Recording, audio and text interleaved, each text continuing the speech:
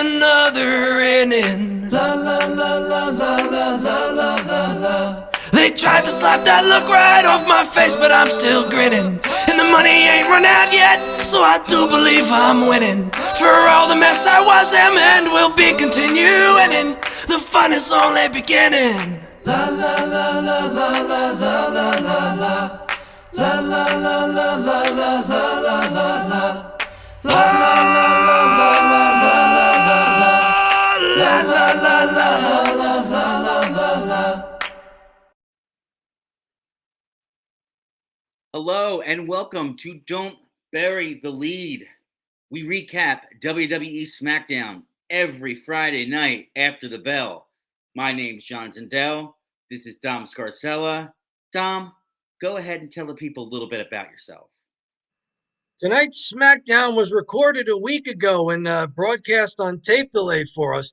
But we're live, John, on Don't Bury the Lead. So without further ado, don't bury the lead. What's our top story from WWE SmackDown that airs December 22nd? Dom, we don't ever bury the lead. And we always start off here with the biggest story coming out of WWE SmackDown.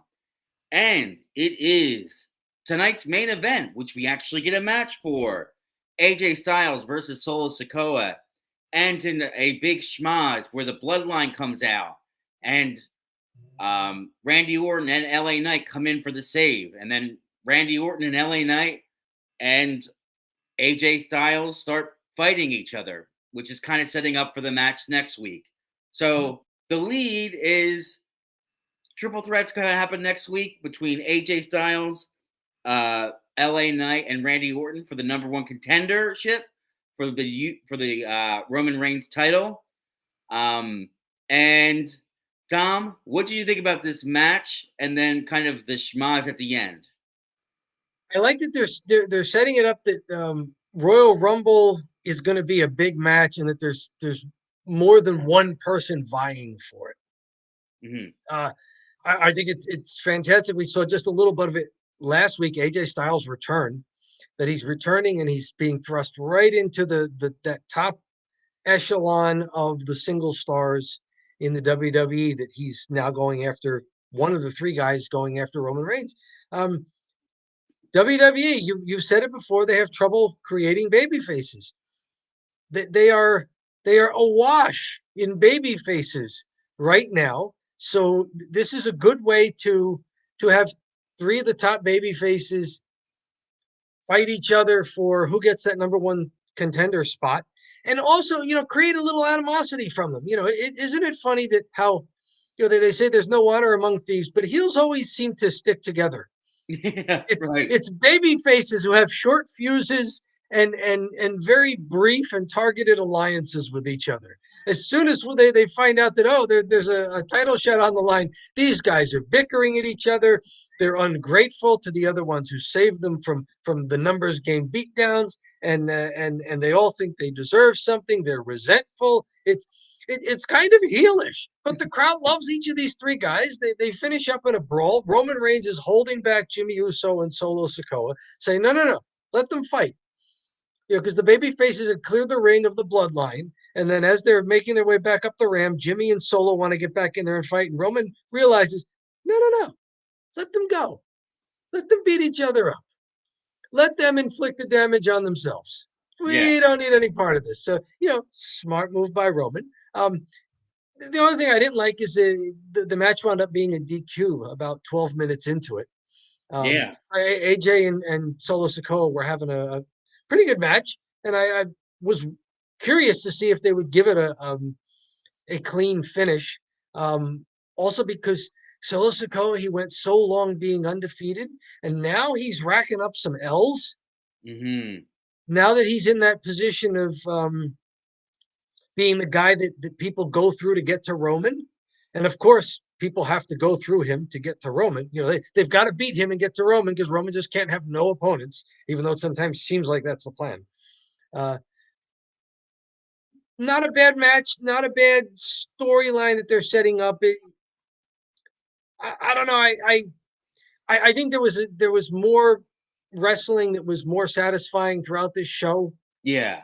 I mean, when I see a main event where it looks like creative really wasn't interested in the match, they were just interested in furthering a storyline for a match 2 weeks from now. I Hmm. get a little okay, but I'm interested in LA Knight, and I'm interested in AJ Styles being back, and I'm interested in Randy Orton. And I'm interested in how that dynamic works out because they have three sort of different personalities, even though they're kind of all tough guy baby faces. What say you? Am I being too harsh on this? And if you're watching us live or watching us on the video, or you want to hit us in the chat or the comment here, am I being too harsh on this main event DQ and just schmaz at the end here? What say you, John? Well, I will have to say, I looking on paper, I see AJ Styles and Solo Sikoa. They're probably two of my favorite wrestlers in the Okay. WWE. So I would really have preferred to have seen them wrestle each other in a regular clean match. Mhm. I don't usually like the schmazes that much, to be honest with you. Okay. Um, I just think it's like it makes a TV match kind of a waste, and there's all this just Mm. like I'd rather see some sort of definitive finish. And I'd rather see, even if, the Roman Reigns interfered, have Solo go over, have a winner. Mm, But okay. ultimately, uh, I thought some things that were really interesting, maybe from a spot perspective, like Okay. um, the pop up power bomb by some Solo Sokoa, or excuse me, the pop up. He did a pop up Samoan drop. drop. Yeah, Yeah, that's some good timing there. yeah. So I thought that was really cool. Solo Sokoa continues to impress. He's adding moves to his repertoire. He really has the thumb over. Yeah. Like whenever you see the thumb come out and he goes to like swing and hit him, it's like he has a mallet in his hand, right? Like I think Yeah, he does yeah, a good the job getting spike. it over. Yeah. It's the second most prominent thumb up in pro wrestling here to us and Right. the thumb drive. Like, Listen, Solo's that close to being don't bury the lead with the thumb drive. we basically invented the thumbs up, thumb down. Let's face We invented the thumbs. It was not evolution. We invented the opposable thumbs. it. Take Right. that, lower primates. Hmm. Um. So ultimately, um, what I'll say is okay. I mean, at least we got a match at the end, and Mhm. guys I really liked. The other thing that kind of stuck out to me that was interesting is the direction AJ Styles is headed in, because he Okay. comes out in all black cloak, Hmm. and usually he does like an entrance where he gets the crowd fired up, and he just sort of stood there instead. So he's kind of like transforming to heel. He's just like I am heel now, and they're like, oh yeah, the He's crowd. brooding. He's becoming emo. He is becoming emo. Yeah. There's also they teased the problem with him and the other OC members. Backstage, the rest of the OC finds AJ and asks, "We good?" And AJ says, "I don't know. Are we?" And he walks off. As far as this end goes, you could see this coming a mile away after the opening segment, right? AJ Styles in the ring says he wants Roman Reigns at the Royal Rumble. LA Knight comes out, says he might have a problem with that. Randy Orton comes out and he wants Roman Reigns. Nick Mhm. Aldis comes out and says, I believe he announced for January 5th, SmackDown New Year's Revolution. They're going to have a triple threat match and to see who faces at the Royal Rumble. And then we hear AJ Styles saying, I don't want any of your help later tonight. It's like, okay, well, that means there's going to be a schmaz and they're going to help him. And he's Mhm. going to be ungrateful and they're going to fight each other. And so, it's I've seen too much pro wrestling, John. You know the This was formula. so obvious. Right. Yeah, they followed a template that they probably have run before, let's Right. face it. I don't have much else to say about a DQ match, especially since they're basically telling us wait for 2 weeks to see how this goes. Okay, I'll wait for 2 weeks to see how it goes. That's the lead as far as I can tell. Yep. So that is the lead for tonight's show. And we're going to jump into the follow as we talk about the rest of the show tonight. So we'll jump into the follow. Maybe I'll kick it to you, Dom. Any matches you want to talk about specifically? I want to talk about two matches that are giving us the U.S. Championship final of the tournament. Mm-hmm. It looks like it's going to be Santos Escobar versus Kevin Owens. After Kevin Owens defeated Carmelo Hayes in about 10 minutes, and Santos Escobar defeated Bobby Lashley with a little surprise help from, I didn't catch their names, but Santos Escobar afterwards was saying that these two guys who came out of the crowd in masks to attack the Street Profits and distract Bobby Lashley to allow Santos Escobar to get the roll up with the grab of the tights. That this is his new familia. Okay. Santos Escobar is not going to be a loner for much longer. He's back to being a faction guy. Yeah. Okie doke. I that didn't work out too well for him last time. He was the leader of a faction. They brought in a retired wrestler to take it over from him. Yeah. So I don't know how it's going to turn out this time, but they've also been doing these interesting things with Logan Paul. They have these little cutaways in the bottom of the screen, the bottom left-hand corner of the screen, as each match starts, of Logan Paul just talking trash from a safe distance, very far away, Doing the about whole whoever's cell in this match. phone. Yes. What he does not, what he has been doing for years, apparently, as an influencer on YouTube and Vine and whatever. Sure. So I did want to mention a little bit here about Logan Paul. So Yeah. I mentioned to you in the back before the show, backstage, I said, I'm going to eat some crow here. Logan Paul has really got me interested in the U.S. title, and I think Okay. he's been a good champ so far. Like, surprisingly good for what his capabilities, or I at least envision his capabilities would be. I'm interested in the U.S. title tournament.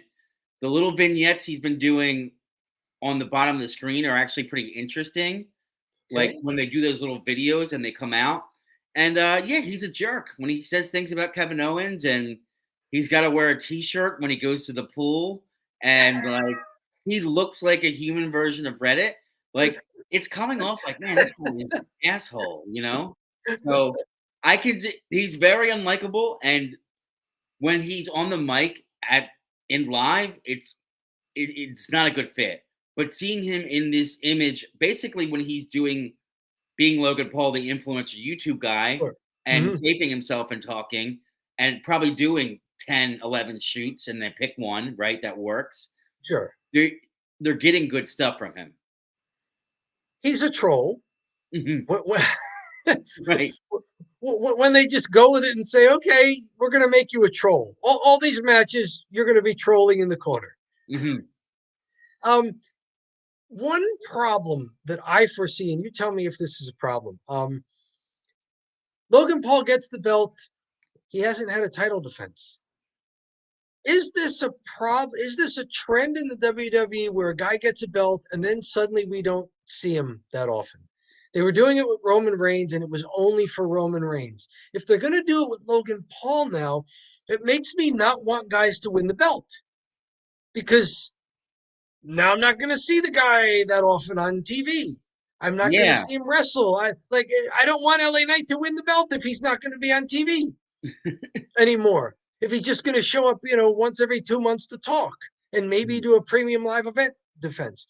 I get that they're slow playing Logan Paul into the role and letting his personality come out, but I'd feel better about Logan Paul if I saw more title defenses. But maybe it's still almost 8 months later. It's still some Gunther hangover, because Gunther defended the Intercontinental belt on SmackDown frequently, Right. and he was awesome. And we got to see the belt on the line so often, and I miss that. I Right. miss really good wrestlers with the belt defending the belt on one of these two major primetime shows that they have, especially the one that we watch, SmackDown. Right. No, it would. I mean, it's no substitute for Gunter. and him coming and like wrestling awesome TV matches that were like pretty much must see TV. Like anytime he was on, I'm like, oh, I better watch this. Where now I'm like, all right, well, I could play on my phone while I watch this and really kind of half pay attention. But with Gunther, I'm like, okay, he's that good that we want to see him. But ultimately, from what I'm thinking here is considering his experience level and considering how much I dogged him, I trashed him a lot when he first came on.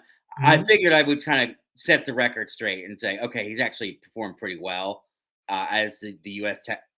Title, and really kudos to WWE Creative for understanding his abilities, his limitations, and being strong behind that, and being like, okay, he doesn't come out and shoot promos because he's not good at that. He's just not. But he is good at these trolling and saying horrible things about Kevin Owens.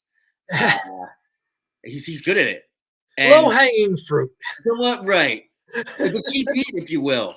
Hey, there you go, right? Right. It's better than having Logan Paul come out with tropical plants behind him and, have the Logan Paul show. Oh my! What if they gave him a talk show and they're like, listen, this always works. Do the talk show. Yes.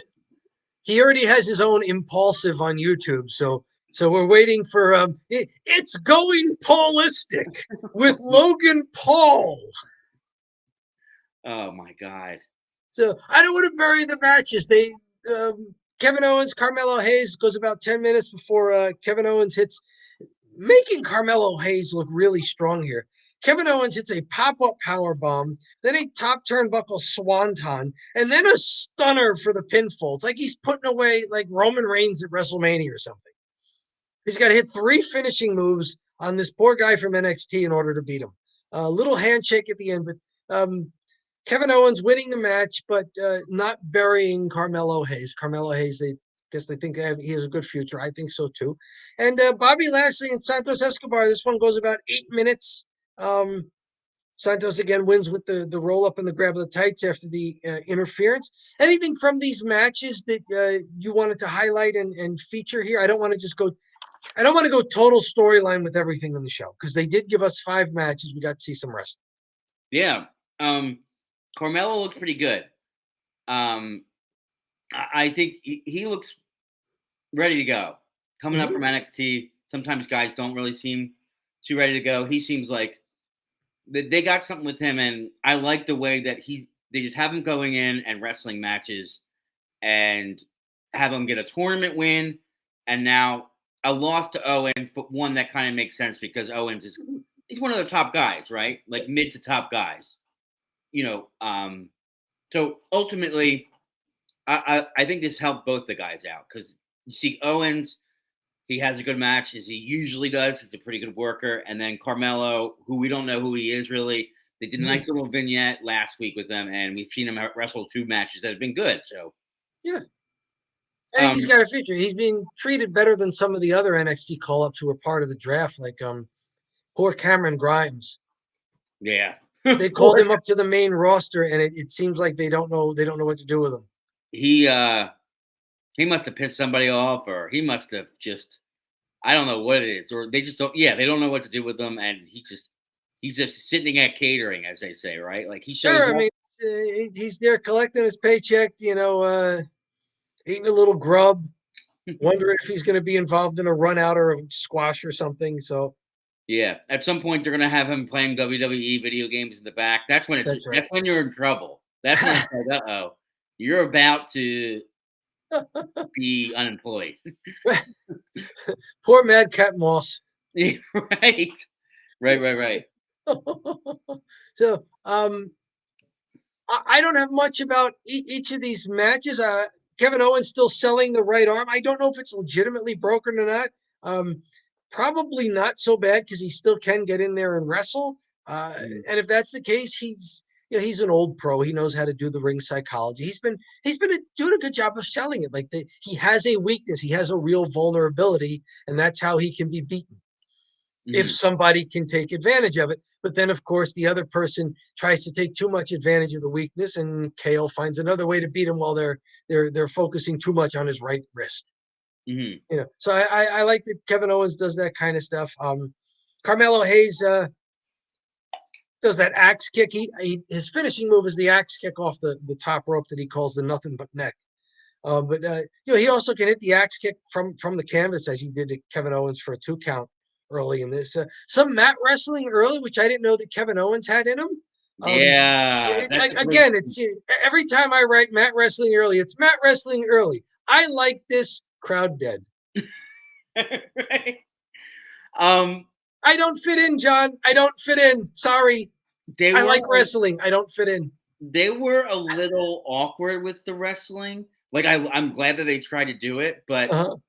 it looked like they didn't quite know what they were doing. I appreciated he actually did a roll, which is definitely a big wrestling move. Is like when you pinch the elbow and just kind of roll backwards. And this was Carmelo Hayes did it, but Mhm. some of it was a little awkward. But of course, yeah, we both like that stuff and crowd dead, right? um, but yeah, so And they threw us a bone. They gave us a little bit of mat wrestling. There we go. mhm. It makes up for the dives that were back this week. So, Oh my goodness, yeah. are Well, you pleased with how this U.S. Championship tournament is playing out? Santos Escobar seeming to be back with a faction and kind of leaning into the heel thing. Kevin Owens as a title match, and Kevin Owens as the finals of this tournament. Um, and Logan Paul getting to do Logan Paul stuff. Has this going into this tournament? Did you expect it to be like this? Better, worse? no, it's Where been is it? a good tournament so far, and I Okay. like the tournaments because it gives the TV matches some reason to watch rather than randomly having them kind of guys match up. I feel like Dragon Lee's been in a lot of random matches, right? Like, Yes, uh, including tonight, which we'll get to. But the tournaments are simple booking, but not lazy booking, right? mhm, right. Lazy And booking simple is fun, DQs and run-ins and everything. And I guess we'll just have the match again next week. you know, right? this is Yeah. not lazy booking. It's and they're not recycling stuff over and over again. So it's not lazy booking, but it is a good title tournament can be simple booking. Wow. Don't overthink it. I know. It's Right? seriously like don't overthink it. We don't have to be oh boy, his name's escaping me. Who's the guy Vince from Russo. Vince Russo? We don't have to There Vince you Russo everything up. go. Why don't we have them really box and really fight each other? Complete and, nightmare. and really tear hamstrings. And they can't even really box in real life, so it Okay. doesn't look good. No. Nobody's winning here. And Um, totally the wrong guy will win it. um This has been good. I've enjoyed it. It's been a good U.S. Championship #1 contender tournament. I've liked it so far. I'm interested to see where KO versus Santos Escobar and his new familia goes. yeah, and I think, I kind of mentioned him here earlier, Dragon Lee, but for me, the match of the night is actually going to be Butch versus Dragon Lee. I Yeah. really like this one. Mhm. For the Butch, North American Championship, the NXT North American Championship that Dragon Lee recently won from Dominic Mysterio. and Yes, match Dragon, goes about 9 minutes. This was kind of the second shortest match of the night, but there was a lot of action here. And you mentioned Dragon Lee, you've mentioned Butch before. What stands out to you about this match where you're saying this is match of the night? um, from my perspective, yeah, Dragon Lee goes over Butch.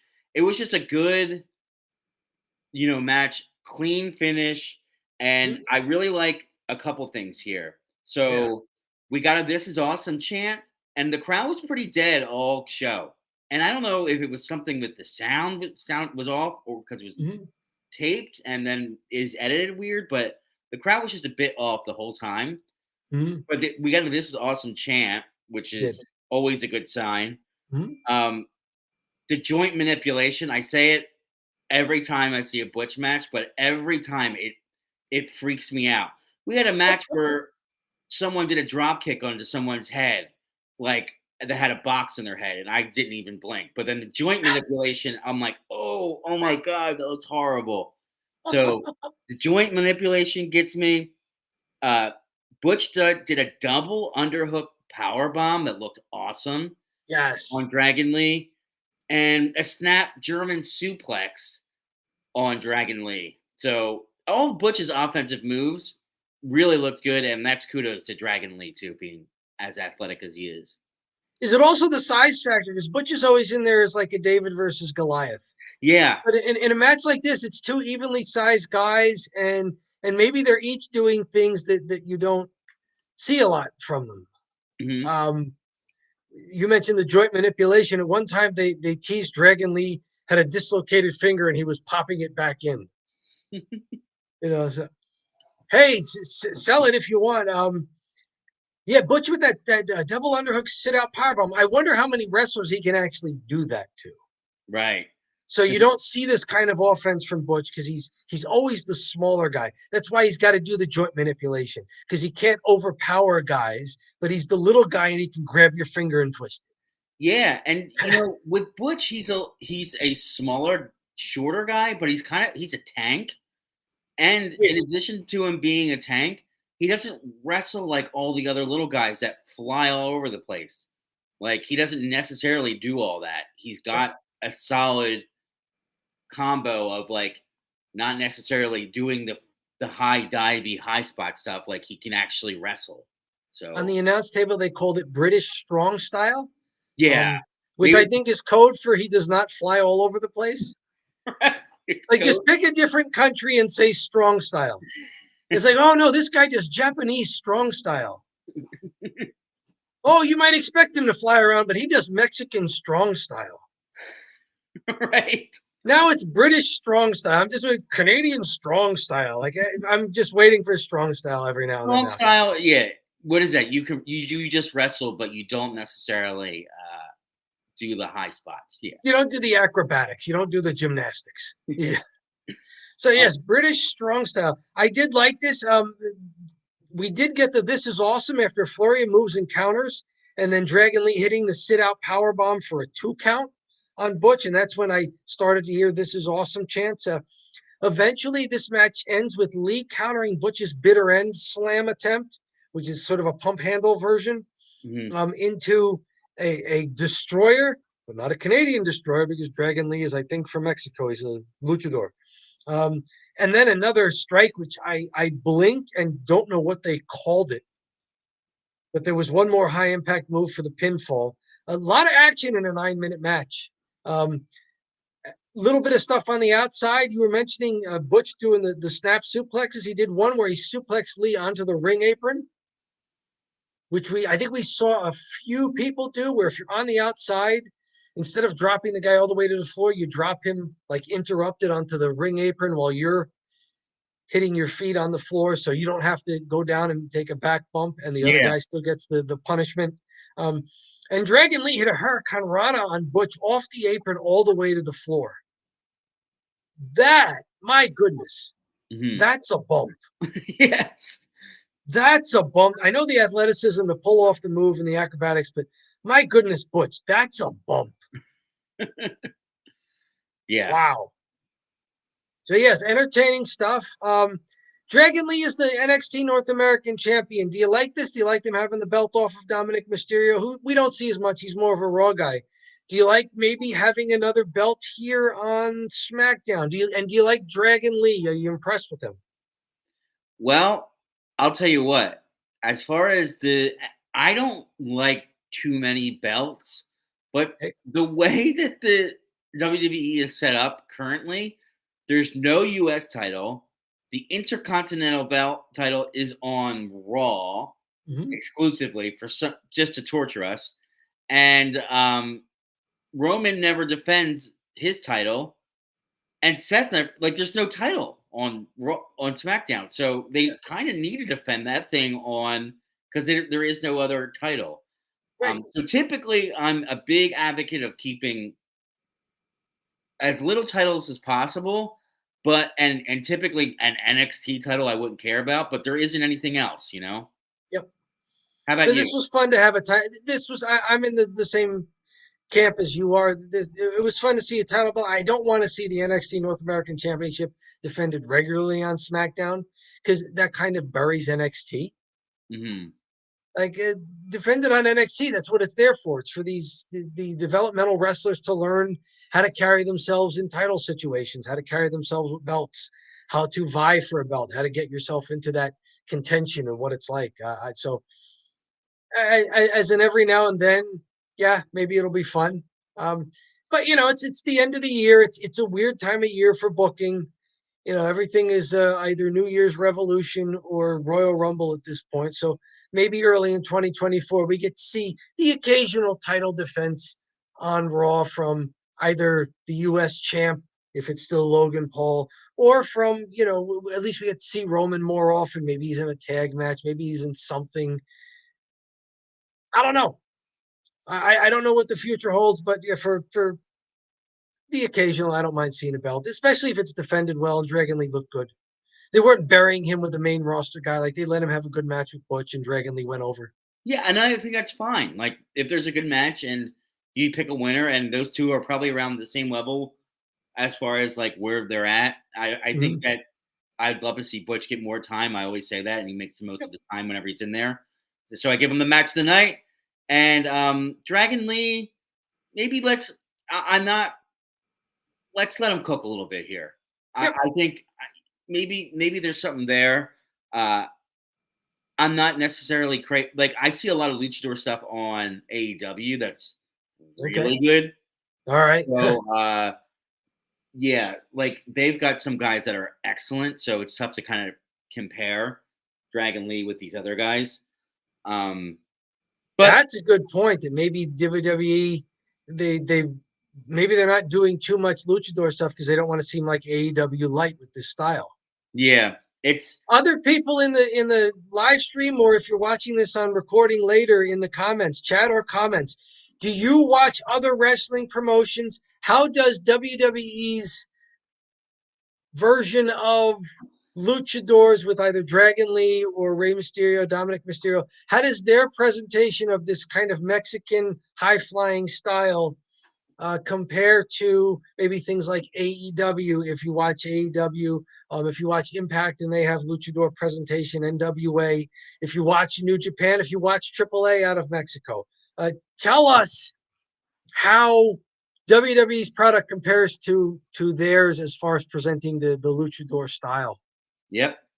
And And you mentioned the crowd maybe being dead. There yeah, was the first match of the night was strange, wasn't it?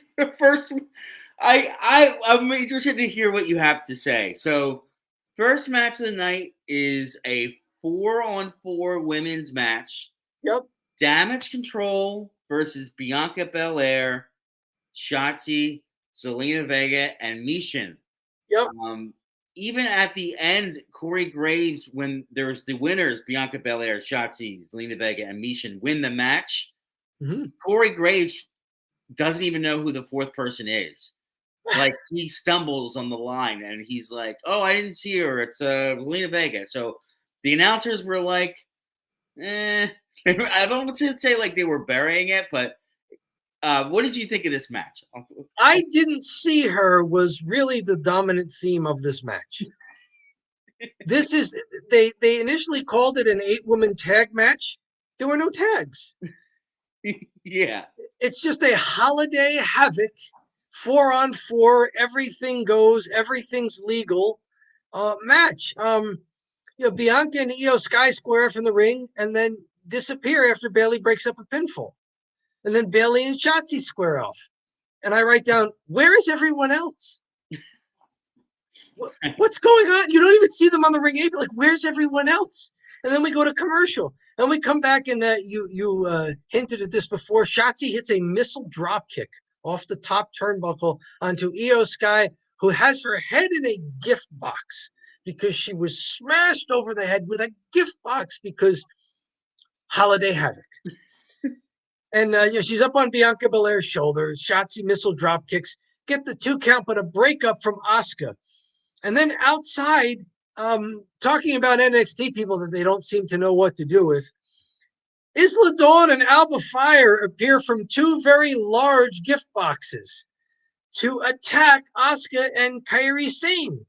And again, it's like, where is everybody else? What's going on? Eventually, Michin hits an eat defeat on Io Sky and then sprawls her out on a table that has been set up there. She hits a wonderful looking top turn senton, I think it was. It wasn't really a double leg drop because she did kind of jump over her and land back first. So it looked like a top turnbuckle senton and gets the pinfall. And right after that, I wrote big push for Michin pinning the champ. Oh yeah. You know, apparently they are going to have a match. They announced it later in the show, but just watching that, I thought, wow, big push for Michin pinning the champ. We haven't seen her wrestle much. I think last week or the week before was the first time I saw her wrestle in a tag match. And I thought she looked really good. So I'll give my opinion. I like the fact that they're pushing her as a single star. And she looks like she has the ability to be in this upper echelon, although it's getting kind of crowded up there. Charlotte Flair getting hurt, as unfortunate as it may have been, may have opened up a little room there on the roster. But Michin seems to have the ability to be up there. Maybe they bring Asuka down a peg because she's in a tag team now and not in the singles run. So I like what I've seen from Michin, and I think it's interesting that she gets that shot at Io Sky. What say people in chats, and what say you? Is Michin looks good. For how goofy the match was, let's just say, for how silly and goofy the match was, the finish totally made sense. They had the table in there the whole time. They broke the table. The pin was through the table. Like, sure, okay, I'm okay with the table if it's the finish, not if there's a zillion tables. But sure. the match was very video game button mashing style, where they just have like kendo sticks that look like peppermints and they're whacking each other and they're like hitting each other with silly weapons and they're throwing pie in the face. Pie in the face. I don't know where Vince was, but this felt very Vince. Like, I think all these holiday matches, I think they just love having food being thrown all over the place. He loves food fights. And I don't know if there's other people that are involved that just also love the food fights, or if it's Vince still in the background, like, oh, it's holiday. You know what that means? Like, we better throw pies at each other for some reason. Yes. More desserts. Hit them with the desserts. No, you can get up from it being hit with a metal chair. But if you get sports entertainers, not wrestlers. Yes. If you get hit with pie, you're like done for. Right. Yeah, right. Kendo sticks, chairs to the back. No, that's fine. You can stand up again and keep fighting. But pie, oh no, you're done. That's true. She was knocked down the whole match because you guys. Yeah. Pie and then a little mist from Asuka, and there's just Zelina Vega just done. If nothing at all, it was goofy and silly and whatever. It went 13 minutes. It may have been the longest match of the night. They gave him 13 minutes, right? Did they need 13? This is the longest match of the night. Yeah. Oh, the main event gets DQ'd at 12. Anything else from the show you want to talk about before we enter the next segment here, Dom? Yes. Nick Aldis. I like how they're still trying to separate him from Adam Pearce as far as their style. Mm-hmm. Roman Reigns sends Paul Heyman to get Nick Aldis in here to talk. And, Paul Heyman's like, Nick Aldis, he's trying to tell him that Nick Aldis is the GM. You go to him. And Roman Reigns says, no, tell him I want him here. That's my tribal chief. And there goes Paul Heyman. And, then Nick Aldis and Roman Reigns have their little one-on-one. Everybody else clears the locker room except Aldis and Roman and the camera person, obviously. And I like Nick Aldis asserting himself. This is good stuff to me. A really tense conversation. Roman Reigns trying to say, it would have been a better idea if you ran it by me. Like he runs the place. And Aldis says, don't worry about hurting my feelings. I'm an executive. I don't have feelings. Starts calling Adam Pearce more of middle management. And of course, Nick Aldis, is the general manager. I'm the sharp end of the stick on SmackDown now, Yeah, and Aldis looks that was a forward good to line. more. Right, it was a good line, and he ends it by saying he looks forward to more productive dialogue with Roman Reigns. And he gets up and leaves, and you could see Roman kind of stewing there and the facial tics. So Nick Aldis, do you like the return of maybe not total heel GM, but more of an assertive GM, especially considering who the other personalities are on SmackDown? Well, I will have to say the other GM stayed out of the way. Adam Pierce, which Mostly, is yeah. fine. Honestly, I don't really need like the overbearing GM. Mhm. We'll see. I mean, if Nick Aldis he performed well tonight, if he is that good, maybe he could be an added character. I know you're a big fan of him, right? From his wrestling days, yeah, when he was an NWA champ and he was in Impact long ago as Magnus. Yeah, he So I think it'll be cool, and then they'll add that another dynamic where Roman. They're probably trying to squeeze as much out of Roman as possible before. I believe he drops the title at WrestleMania. I believe, but we'll see. Okay. A lot of people believe that last WrestleMania too. This is true. We were talking about, oh yeah, Cody's gonna win it. Cody's gonna win it. Cody's gonna win it. And what do you know? They just yanked it from him. And they didn't do it yet. And we were talking about how not totally on board we were with that. And then we were kind of happy when they didn't pull the trigger. Yeah. Oh, we're pumped. I was like, yeah, this is actually good. I'm glad they didn't pull the trigger. We're the anti-wrestling fans. We don't think the guy who wins WrestleMania, Royal Rumble, should automatically win the belt at WrestleMania. We like a little bit of mat wrestling. We're not into the food fights and the weapons, and they're overdone. Don't overthink things on us. Yeah. There's simple booking, not lazy booking. And all of the records that were coming up for Roman, and quite frankly, I mean, it's been a while, but I've liked his run still having it the extra year because the second Roman Reigns drops it, it's going to get it's that whole storyline ends and the bloodline story ends. Then what? Like it's not gonna live up to the bloodline and Roman Reigns' title reign.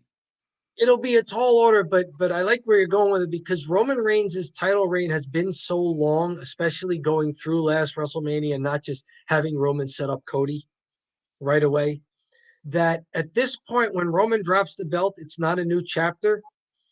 It's got to be a new book. Yeah. Right. Like you've got to close a book here. And now you're starting a new book. This isn't a new chapter. Mm-hmm. That'll be fun. It'll be 1,218 days for Roman Reigns as of Sunday, December 31st. So, he's going to end the year over 1,200. He's already there. He's at, 1,209 tonight because there's 9 more days left. He was at 1,202 last Friday. So it's a long way off, man. They've got to have something big in mind, right? Yeah. It's got to be you. The longer this goes, the bigger deal it has to be. Yeah, I'm curious what direction they head in come WrestleMania. And maybe that'll be the fodder for a special video that we do sometime towards the end of the year. Maybe. Talking maybe about, who looks like they'd be the best people to face Roman Reigns and maybe actually win the belt from him. Mm-hmm. Yes. Yeah. So we are I have forced nothing else from this show unless you want to talk about the wonders of the Karrion Cross recorded vignette. How could I? This should have been the lead, Karrion Cross. And the promos get just continuously more bizarre. And I don't think he's won a match in a very long time, but he's still got the weird promos. I don't even know what they were doing tonight. I could not. He was spinning everything that he's failed at as somehow he was like actually winning it. Like Drew McIntyre beating Karrion Cross, it was really Karrion Cross like taking something out of him. So now Drew McIntyre is going after the bloodline. And Karrion Kross losing to AJ Styles was, that's what put AJ Styles on the shelf. So everybody that Karrion Kross is, he faced Rey Mysterio, and then suddenly Rey got hurt and lost. It's like they're spinning everything that's happened in wrestling in the last 6 to 8 months as Karrion Kross is behind all of it, even though he's not beating any of these people. So I'll tell you what, Karrion Kross holds a special place on this channel because it's our first short that got like over 100 views, and it was like, whoa. Our first short was just being confused by Karrion Kross. That first SmackDown that we watched way back September 30th, 2022. And the confusion it hasn't ended. It's 15 months later, I have less of an idea of what he's doing now than I did before. Right. All right. Well, we can probably move to the next segment on that note. So, is it Spike time? Is it? Is it Spike time? Is it Samoan Spike? Oh no, it's Thumb. That's right, it's Thumb. It's the Thumb Drive. We are going to distill this wrestling program into a simple thumbs up or thumbs down. There are no star ratings. There are no letter grades. There are no number grades. It is a simple pass-fail for this course, SmackDown. There is no 5-star ratings here or 3-star ratings. We're not Dave Meltzer. We do thumbs up or thumbs down. So, Dom, go ahead. Ready? 3, 2, 1. Slight. Thumbs up. Slight. Wow. Slight. I think they did a good job of getting a lot of wrestling onto the program, and maybe it's because when they have a taped show, they can plan that stuff better. But we got 5 matches tonight, none of which were squashes. The one that looked the most like a squash was the opener, which, okay, get that out of the way. I usually don't like DQ finishes in the main event that are just telling you, oh, you thought this was the main event. We got you. No. You got to watch some other week before you see something good. So I usually don't like that. But I appreciate that they have to do something with this sudden emergence of too many over baby faces on the program. They had to do something on Raw. I've been following the clips from it. I don't watch it on Monday nights, but they've had to do something with Raw in that regard. And they have to do something now on SmackDown in that regard. So I'm going to give this show a slight thumbs up. I thought it was good television wrestling. Even though nothing was, a really great match, everything was okay, and it was a good formatted 2-hour television show of pro wrestling. Slight up. Absolutely.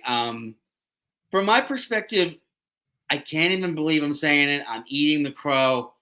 Logan Paul's U.S. title reign has kind of held up SmackDown to give it the slight thumbs up because there's matches that have some meaning, and the matches are good, and it's simple booking, and you just go out there and you just see the different tournament matches. So it's good TV matches. So basically, at the end of the day, it's simple enough and effective enough. I mean, like you said, slight thumbs up, because if we had like 1 or 2 bad segments, I probably would have given it a thumbs down, but they didn't really have any bad segments. And we have a tendency to just be like, if it's good enough, at least from my perspective, I give it a thumbs up. If there's some sort of egregious thing, is usually when we give it a thumbs down.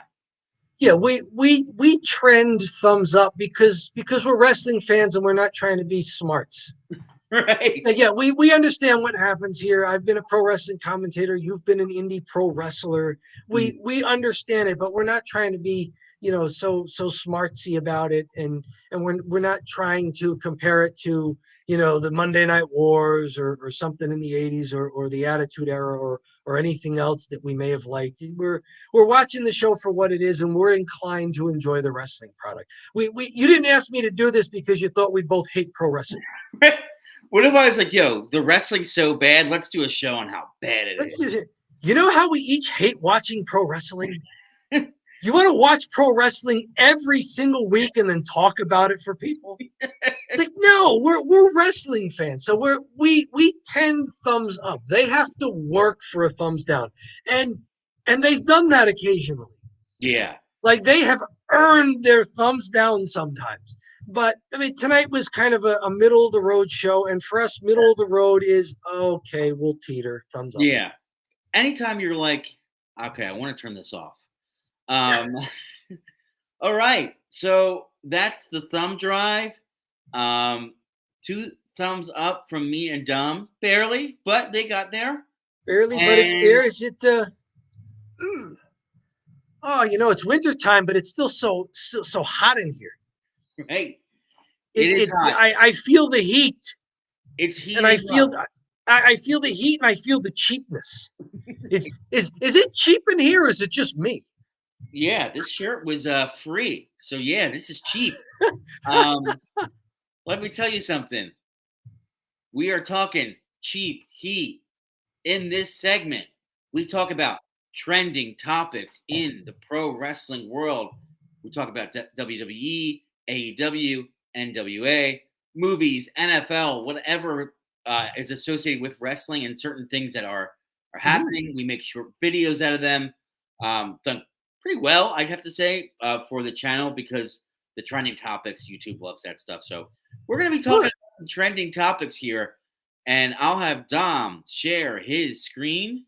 Okay, this is MJF, the AEW World's Champ right now, Maxwell Jacob Friedman. He was inducted into the National Jewish Sports Hall of Fame and Museum in Commack, New York. He's only 27 years old, but he's already done so much. They did mention that he was a high school athlete as well, but being on the grand stage there of pro wrestling. He's been fantastic. He is tremendously athletic. You watch AEW, I see him occasionally in clips. Um, you've been impressed by him and his title reign. Surprised by this at all? These guys are real athletes, right? Pro wrestlers are real athletes. We know that. Yeah, What say you here? I think a lot of his work currently toward like the anti-Jewish hate movement, I think it's probably what probably got him in. And he's been pretty outward, and now that he's a babyface, it's probably a good move to kind of put him in this spotlight here. Um, yeah. So Does ultimately, he get inducted if he's still a heel? I know if he was still a heel, would he go in? I did really like his line where he talked about how he deserves to be in the Hall of Fame. Like he kept it, and he sent out a tweet about this. And what did he There it say? is. Yeah, I can't put into words what today meant. Rampant discrimination and bigotry seen worldwide. I proudly say I'm not just a Jew, I'm a human. We should all treat each other as such. So it sounds like he's, this is a shoot here. And then, except me, I deserve special treatment because I'm a Hall of Fame level human. So now it's a work. right. Like MJF, his life is now a shoot and a work simultaneously. Is this the second coming of Vince McMahon? right. His life is a shoot and a work. It's both. The great smartass line there at the end, because if he just left it like the line where he just sort of like, oh yeah, like we're all humans, blah blah blah blah blah blah, and like that would be it. You Mhm. know, that's more like a John Cena thing, and with the smart ass line at the end, that feels more MJF. Yeah. As he See, says, his new line now is "I'm your scumbag." Uh, okay. like that's his like, and the I'm crowd was the chanting, emphasis on the word "your," like because the crowd is behind him. He yeah. used to be just a scumbag, but now he's like the people's champ. He's the people's scumbag. The crowd He- chants, "You're our scumbag." okay, there you go. All Yeah, right, AEW getting into it there. yeah, He mentioned that he didn't look up to the likes of Paul Heyman and Goldberg. Goldberg, who we saw spearing a very unfortunate college intern right. for the Falcons last week. By the way, the Atlanta Falcons 0-2 since Goldberg speared that poor marketing intern. Uh, Yes, they got because he killed by looked the up to them. worst But team. also here, joins a family member, NFL player Benny Friedman. Mm, I did not know this. I've heard Benny Friedman's name. I don't know much about him, but I had no idea that there was a family connection there. So good for him. MJF's had a lot of stuff go right for him in 2023. So this may be the best time, if you're going to do this kind of thing, to put him in your Hall of Fame. Because who knows, he may lose the belt, he may turn heel. A lot can happen in pro wrestling, especially when your life is both a shoot and a work. Yeah, he can get real stale, and people Mhm. are like, oh, he was really hot then, but now he's not. So yeah, so I'd say pretty interesting stuff here, and we've got And so now Rey Mysterio is not the only Hall of Famer who continues to wrestle and have a belt. Ray, the hardest working retired man in pro wrestling. In pro wrestling, yes, even as he recovers from his knee injuries on crutches, but apparently he's on the road to recovery. Speaking of other people on the road to recovery, Liv Morgan's been out of action for a while with injuries. She was arrested in Florida for having, I think, a vape pen, possession of marijuana not more than 20 grams, as well as a vape pen. Mhm. This is kind of a follow-up on this. This comes to us from WrestleZone. Apparently has no heat with the WWE. Now, it may help that she's not currently involved in a TV program. She still is recovering. But the word here from the sources that they cite, Mike Johnson of PW Insight, PW Insider, Sean Ross Sapp of Fightful Select, say that whatever they have in mind for Liv Morgan's return, this has not thrown it off track or anything. They say that Liv can continue doing what she's doing, which for now seems to be rehabbing. I wonder if the marijuana was part of her rehab. I mean, it's better than being hooked on the pain medication that guys went through for decades and shorten their lifespans. So if that's part of her pain management as she recovers from whatever injury she has, it's understandable. There's no mention that she was pulled over or arrested for actually hurting anyone. So maybe that's another aspect of why she's not getting too much heat. She also seems to be very well liked behind the scenes. Not much to say here of it. We each saw this story independently and sent it to each other. Like, oh, did you hear about Liv Morgan getting pulled over? What say you about this? Because it's always a fine line with the WWE with substance abuse. Wellness policy, marijuana is still part of the policy, but the company no longer tests for it. So it's becoming a weird gray area in the WWE. Is this a case of the attitudes in the larger society changing, and so the WWE doesn't have to, virtue signal by, getting down real hard on a person who has a tiny amount of marijuana in a vape pen? Yeah, I mean, it's legal. I was shocked that she even got arrested because we live in a state where it's legal, where Yeah. people sell it at stores. So I'm like, oh, wait, it's illegal? Like it feels like an article from 15 years ago. Right. Oh yeah, they got caught with some weed. I was like, oh, that was an old not to be. I think people are should be able to smoke. I think it's fine. But Sure. and I say that because I look like a stereotypical stoner. I don't really smoke too much. I say really don't at all. But I look like a guy that would smoke a lot with the long hair and the beard and everything like that. But I think people should be allowed to do it. Ultimately, I thought they were allowed to do it. So I was kind of surprised when I saw this. And yeah, I feel like maybe 10, 15 years ago, it would be considered a big deal. But now, all right, well, let's move on. Maybe Everybody liked Liv before. Everybody still likes Liv. We'll get our jokes off and she'll get hers off, and nobody will be thinking about it soon enough.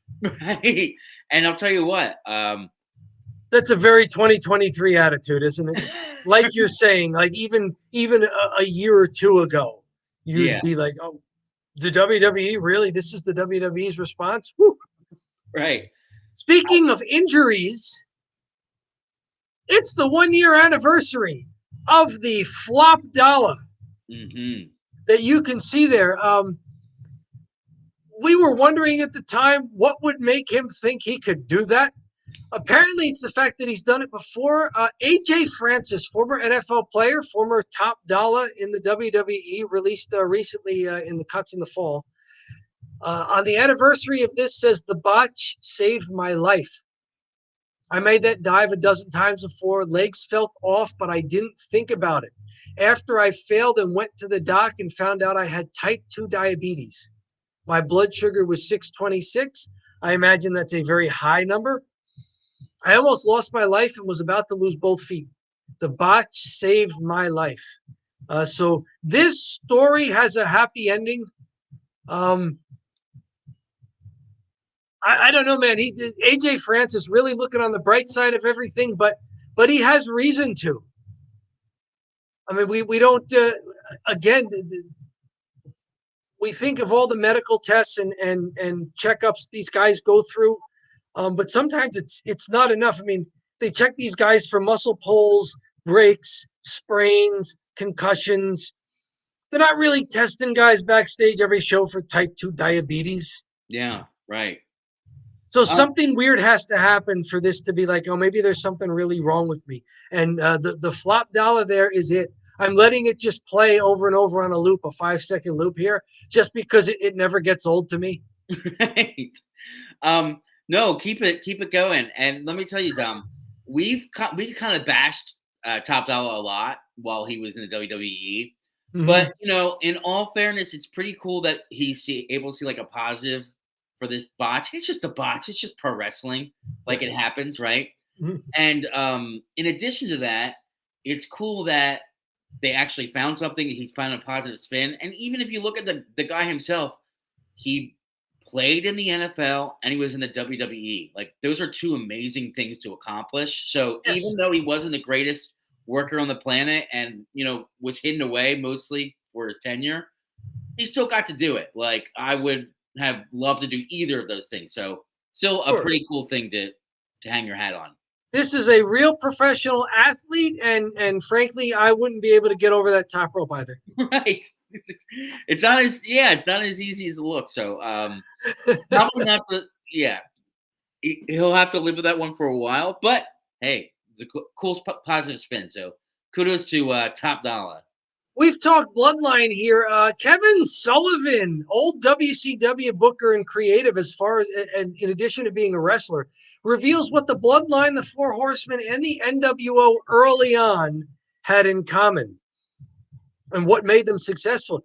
He talks about there was only 4 guys in the group, that they didn't let the groups grow too much. This eventually got weird with the NWO. They grew too much, and it became, who's in the NWO, and is that guy really a top star who should be in it? They managed to kind of take the Bloodline as large as it could have gotten before pulling back with it, didn't they? Yeah. Like the Sami Zayn stuff was gold, but they couldn't stay there forever, and they found a way to get out of it, didn't they? Mm-hmm. This is a neat insight by a guy who knows a thing or two about doing these kind of things. If you're trying to make a faction of top guys, it's got to remain elite. Mm-hmm. It can't be just half the roster. Right. Had you thought about this aspect of it before reading this Kevin Sullivan piece here? Well, I know the NWO got way out of control because Yes. then we had the black and white and the red and black, and everybody was on one of the factions, and then there was WCW, but they were all like out of both the NWOs. So initially it was really good, and I always liked the black and white NWO black and white with Hulk Hogan because he was just so great as a heel. But I think it's a great point that he said that they built it too much and it kind of got out of control because it got confusing, like who was on the NWO and who wasn't. And that's one thing I'm interested to see is when the Bloodline goes away, if Roman Reigns loses the belt at WrestleMania, where they go from there, like you mentioned earlier. So if we're going Kevin Sullivan, talking about the NWO, I think they should have never gone past Six-Pac, who was X-Pac in WWE, Hulk, Scott Hall, and Kevin Nash, and managed by Ted DiBiase at the time. So really, this was had that group stuck around, maybe the NWO. I mean, they couldn't have done like the NWO takes over Nitro and takes over the broadcast, but Mhm. maybe this would have been a better elite group. So interesting thing to talk about. It comes down to what's your purpose in creating the faction. If you're trying to keep them elite, then you have to keep it elite. You can't Yeah. let just anybody in. Judgment Day is kind of going through this with JD McDonough. Mhm. Like, can you really let a lackey into your Well, group? it worked out really well for Sami Zayn when he was the lackey, but he was like the comic relief and the guy that didn't look like the rest of the bloodline. I mean, that was amazing, though. That That was was amazing. And now the bloodline's kind of going in reverse. The bloodline wouldn't let in any people who were real lackeys.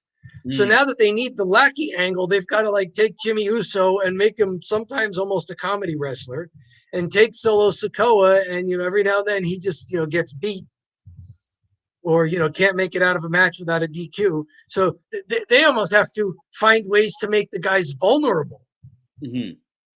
because for so long they were superheroes, the villain kind, but the superhero villains in a way. So yeah, you mentioned your looks and your hairstyle there.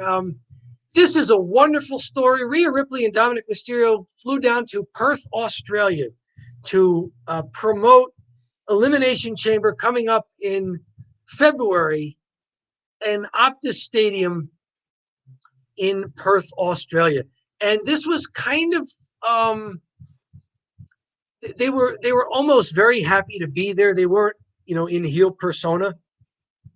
So Rhea Ripley's talking about getting her start in Australia. That's where she's from, and how 10 years ago could she have imagined, being in the WWE and returning to her home country, her home region. I think if she's from the Perth area, as a champion, and they're trying to do a little bit of character stuff, but it's not totally working.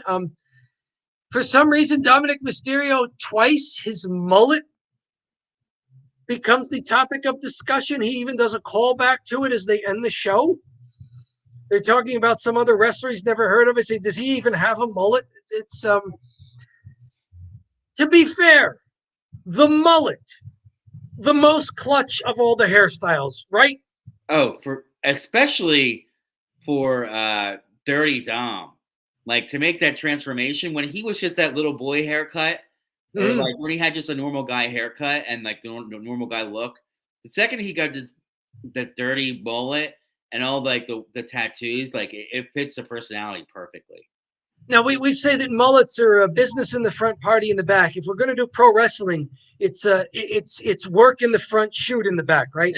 It's a shoot in the back and a work up front. Yes, Work up front, very polished. Creatives had their say in the front, right. right? You're doing your bullet points, and the TV show's been segmented carefully there. So work in the front, shoot in the back. Anything can happen in the back when these guys start shooting.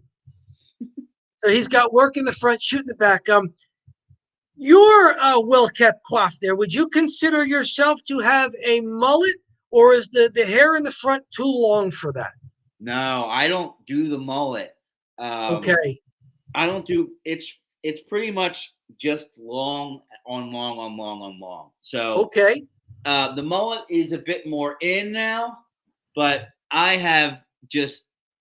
think me and AJ Styles have very similar hair. Yes. Which has been pointed out by some commenters, who have said that I look like either AJ Styles, which is a huge compliment, Yes. or a hungover AJ Styles, which is probably a little bit more accurate, because I am not nearly as fit as AJ Styles. But yeah, so Very few people in the world are. So right, yes, yeah. tell us in the comments, tell us in the chat. By the way, subscribe to Don't Bury the Lead. We love the support we've gotten so far. Thank you very much. Tell us in the comments, the mullet, is there a more clutch hairstyle than the mullet? Do you like the mullet on Dirty Dom Mysterio? Do you like the AJ Styles and the maybe pretty deadly long flowing locks style that maybe Roman Reigns has going to?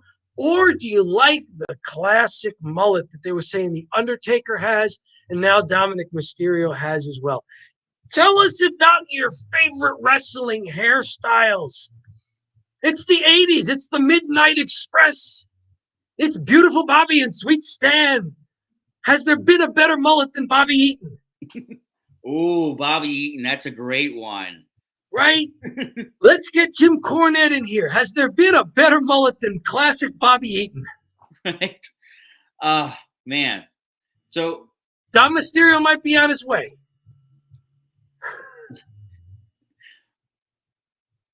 I like this. What say you about this overall? They're really going full speed into this Perth show and being back in Australia and sending Rhea Ripley down for it. Did you get a chance to watch this interview? What are your impressions of it if you did? I really like that. I would say from my perspective, like I really like I did not watch this interview, but I do like Mommy and Dirty Dom, like their specific flow. Mm-hmm. Like I should say they have good chemistry on the mic. It's easy to see why these two were put together. Yeah. Storyline wise. And because he's such a little scrawny chicken heel, yes, and she's such a huge giant like woman, it's funny to see like a guy kind of get like bossed around by like a big woman. So he hides behind her quite frequently. That's part of the character. Yeah, I mean, Rhea is 5'8" and not pencil thin. No, they brought up in this interview comparisons to China. Yeah, and she was saying like she appreciates China and some of those comparisons, but it's because the comparisons are like, oh well, you can get in there and fight the men if you want, and like she's like, yeah, she was very appreciative of the men who've let her get in some offense on them. Mm-hmm. And build her up that way, but she doesn't want that taking away from the women's division, and that's very important, and that's also very important on Raw. Yeah. As great as the women's division that we see on SmackDown is, apparently it's not that great on Raw. There haven't been a lot of Rhea Ripley title defenses. I mean, how many times did they just run poor Natalya out there just so Rhea Ripley could have a match? Yeah. Yeah, no, the women's division is stacked on SmackDown. Maybe it's a little unbalanced because I'm thinking about it. I don't even know who's on Raw. So right now it's Becky Lynch and Nia Jax are having a feud, and probably the winner of that will maybe get to Rhea Ripley next. But yeah, I mean, that seems like Rhea doesn't have a rival right now. She's basically just running Judgment Day, a role that she is awesome in. But like you and I observed when we finally saw her wrestle in the Royal Rumble, it's like she can wrestle. Yeah. We don't want that to be so far on the back burner that she's just personality valet managing the Judgment Day. I want to see her wrestle. Give me 30 seconds, Dom. Yep, gotcha. I mean, this is the kind of thing we want to do. We want to see Rhea Ripley wrestle. We don't want to just see her promote stuff. We don't want to just see her be a mouthpiece and great on the mic, as improved as she is on the mic this year. We want to see her wrestle. I still contend that she's had the match of the year, men's or women's, in the WWE and maybe anywhere, when she defeated Charlotte Flair for the title at WrestleMania 39. That was my match of the year back in April. It's still my match of the year here towards the second half of December. The year's almost up.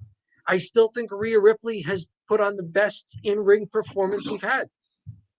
Her Royal Rumble performance was also great. So I don't want that part of her ability to be lost. I'd like to see more Rhea Ripley stuff. And of course, Dominic Mysterio is great at what he does. Is he going to be the next Universal Champion? No, but you can be important to the show. You can draw money. You can sell T-shirts. You can be the kind of thing that people tune in to watch, even if you're not going to be the Universal title holder. Mm-hmm. And he's proof of that. He's been fantastic about it. You mentioned Logan Paul. I got a surprise for you. Uh-oh. You know who else likes Logan Paul? The folks at South Park, they did a parody of Logan Paul and his Prime Energy drink. They called it cred. It's like, you need more cred. Well, Logan Paul saw it, and Logan Paul did a parody of South Park doing a parody of him. No sound here, I don't think, but if we can play this here, there's Logan Paul on top doing his parody of what you see on the bottom that South Park did to him. This is fantastic. He gets it. Like, he gets it. The best sports drink in the world. You know, he can't drink it. It lets you ride your scooter. It has more vitamin A than your body can possibly handle. I can't feel my face as I drink this because it's not for little kids. It's got too much crap in it.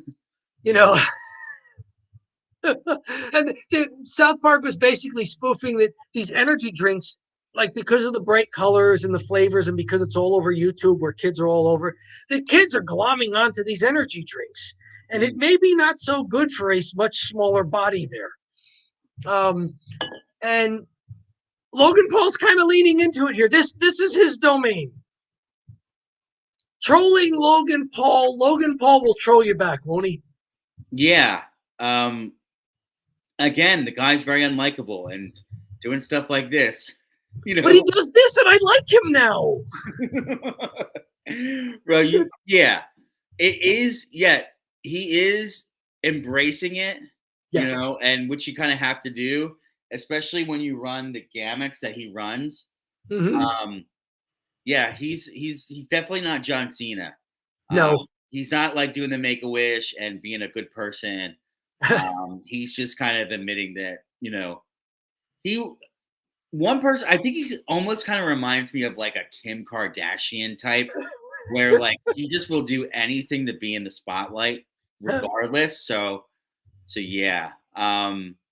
Logan Paul will be the next John Cena going out to those Make-A-Wish kids. Oh my God. Can you imagine Logan Paul showing up with Prime Energy drink and shoving that into the IV bottle? Right. And suddenly the kids are healed. It's miraculous as they jump out of the hospital bed and walk around. Mm-hmm. Maybe that's the next spoof. I don't know. But I just thought this was a fun one. And when you were saying that how Logan Paul is growing on you now in his new role, I figured this would be a fun way to end the cheap heat that I've got here. Do you have anything else that you found through the world of pro wrestling this week that you wanted to share? No, about does it. Kind of a slow week headed into the holidays, but we'll definitely get some of these out as we work on some videos over the break here. But this has been good stuff. I think it's cheap, it's heat, it's fake nutrition in a bottle. Right.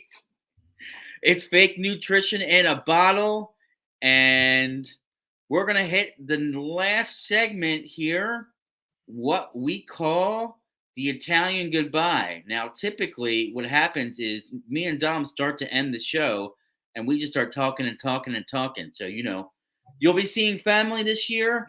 And if you're anything like Italian families, it'll be, okay, time for us to get going. But then you start talking and talking and talking, and then suddenly you're there for another 30 minutes. It's the opposite of an Irish goodbye, which everyone just sort of doesn't say goodbye and leaves. Very rude. Very, very rude. But, just sneaking out. No, let's dispense with the wasted verbiage there and just sneak out. I've been finding that I Italian goodbye everybody, no matter what the situation. I can't help it. Well, it's not something I invented just for this show or anything. As let's try an Italian goodbye. Like it just happened to us that first time we did it. On Don't Bury the Lead, we just were Italian goodbying there, and I can't help it. Maybe you can help it. Maybe you have more self-control over here, but I've been on podcasts recently as a guest for some other work that I do, and every one of I listen back to the podcast, I'm like, oh, for crying out loud, it's an Italian goodbye. Yeah. Well, I definitely have problems with it myself because you start talking and then like you'll find like a little nugget of another conversation and you're like, oh, let's dig into this a little bit. And then before you know it, you're like, wait a second, I'm supposed to be leaving. You know, That's right. It's I gotta be somewhere on time or whatever. But yeah, so I empathize with you. And maybe some stuff about the channel here. We have a huge, huge milestone pass where we hit over 2,000 watch hours. Yes. We will be monetized when we hit 3,000 watch hours and 500 subscribers. So if you're watching now, please subscribe. It's very helpful for our small channel as we're getting a little bit more momentum and keeping it up here. But 2,000 The penny will hours, be rolling in soon enough. yes.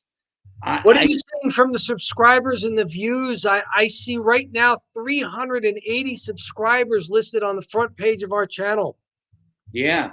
So Moving up, we're getting there. And 177,993 views as of the last day when they update those. They update them, I think, every 24 hours for just people visiting the channel. You may have backstage stats that put us over that now, but that's almost 178,000 views. We may even be over it, considering how long ago that was posted. But right. this is fantastic. We were kind of speculating that would 390 be a good over under for subscribers by the end of the year. We're at 380, folks. If you're watching us right now, would you like to be 381, 2, 3, 4, 5, 6, 7, 8, 390 subscribing to Don't Bury the Lead, a pro wrestling channel? Yeah. Don't bury the lead, baby. So listen, total views is 177,000 views. Mhm. And I'm really excited for 250,000 views because we could say 250,000. Yes. Which is gonna that almost sounds like a million. A quarter It million. sounds better, right? Quarter million. People know what a quarter is. People know what a million is. Put them together. It's a 250,000. Yeah, 250,000 views. But yes, thank you, of course, everyone that does stop in and watch and say comments. I know we have some cheap heat out there that some people don't agree with. That's fine too. Comment. It gets us more views. You don't have to like us. We can work heel. We can work heel, yeah. And if you say stuff that's really too bad, I have to mute you. But just don't say things that might get the channel in trouble. That's put it like I'll leave it at that. When somebody said something, I was like, "Oh my god, I have to delete this, or it's not gonna." They had like a slur in their username that was like ridiculous. I was like, "Okay, this can't be." I have to block this person. Yeah, I was like, I had to block and delete. I was like, please fix that. YouTube has their peculiarities. We may not agree with them all the time, but this is the platform we're on, so we're going to try and make the channel grow. And we talk about pro wrestling, so we don't really venture into the kind of things that they usually don't like. So, in that same vein, if you're leaving a comment for us, please do express yourselves in ways that will keep the channel on the air, please. Thank you. And really, almost all of you have done that so far. It's been great seeing people not only comment for us as the people putting out the videos, but comment to each other. There's somewhat of a camaraderie developing in our comment sections every now and then. We can see people responding to each other and having conversations, as best you can on the interwebbies. So that's good to see that people are coming here for the content and not just to play off of something that you or I said, John. I like that it's growing beyond just the opinions that you and I have, that other people are bringing their engagement to our content. That's really that's a benchmark that you can't define by a number of subscribers or a number of views or a number of watch hours. It's a quality, not a quantity. And as great as the quantities have been to see, getting 200 subscribers, 300 subscribers, now up to 380, getting 100,000 channel views, 150,000, now getting close to 180,000, 1,000 watch hours, 2,000 watch hours. The quantity stuff is neat to see, but some of the quality upgrades are good to see as well. Yeah, for sure. Thank you so much to the Don't Bury the Lead watchers out there, listeners, viewers, fans, even fans, for what you're doing to make this experience better for us. Yes, to our 380 subs. Thank you, because I don't even know. It's not like I'm going around. When we first started, I was getting people that I knew to subscribe. So Mhm. I'd be like, talk to someone, hey man, subscribe, and we're getting like 1, 2, 3, 4. But now it's hitting people's algorithms with the shorts, and they're opting to subscribe. So it's really cool. I And don't know 380 people. no, there's just I could not have done that. I don't know Um, 380 people. Sorry. yeah, yeah, we've got some people on now from YouTube. So if you do want to Excellent. subscribe, you could be 381. That'd be really cool. And let us know if you have anything you want to talk about. We're doing the Italian Goodbye here, YouTube folks. So if you wanted to comment anything, we've been talking about SmackDown. Did you watch tonight?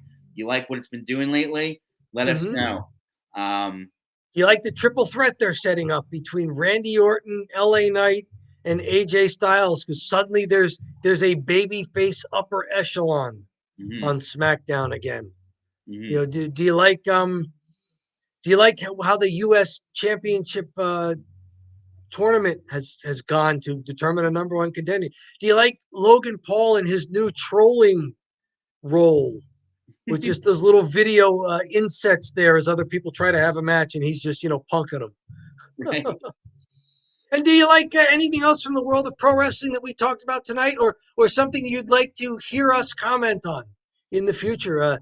Let us know. We kind of keep our eye out for interesting stories during the week. But if somebody has something that you want to send over to us that you think would be fun to talk about, we're game for taking a look. Why not? Yeah, we're always looking for ideas. So video ideas are awesome. And I mean, I think any video someone commented me, I'll just do it. Whatever. Um, I don't even know what situation I would say no. So, all right, If Dom. Well, we were If kind of you're watching us on Twitch or Facebook, thank you very much. Just know that the archive of our videos, not only all of the live streams, but all of the shorts that John's talking about, the edited clips that John is talking about, and some of our special programming, and another one may be coming up shortly about those wrestlers we think should knock off Roman Reigns when the time arrives. right. All of that stuff is on YouTube. Twitch doesn't really lend itself to an archive, long-term storage. And Facebook is more social media than really content archives as well. YouTube seems to be the place we found for all of our best stuff. So if you subscribe over at YouTube, you get to see all of our content. Go through, binge watch, don't bury the lead. Binge it, and you can It's check a out. holiday weekend. Just like put on some, them adult diapers so you don't have to leave your chair or your couch and just binge watch Don't Bury the Lead for hours. Hours of Don't Bury the Lead. We've And got it. It's there. If you want it, it's there. our last our last YouTube viewer just dropped. Oh, maybe he's going to get his adult diaper so that he can come back and binge watch Don't Bury the Lead. Yes. I see a short in your future there, Dom. Oh, I see an enormous short, Right. an adult diaper short. All right. Well, that's a good note to end on. Thanks so much for watching, guys. We will be doing the show next week on Friday, and hopefully something in between. Hopefully. So thank you so much for your time, Dom. Appreciate you joining, and have a great rest of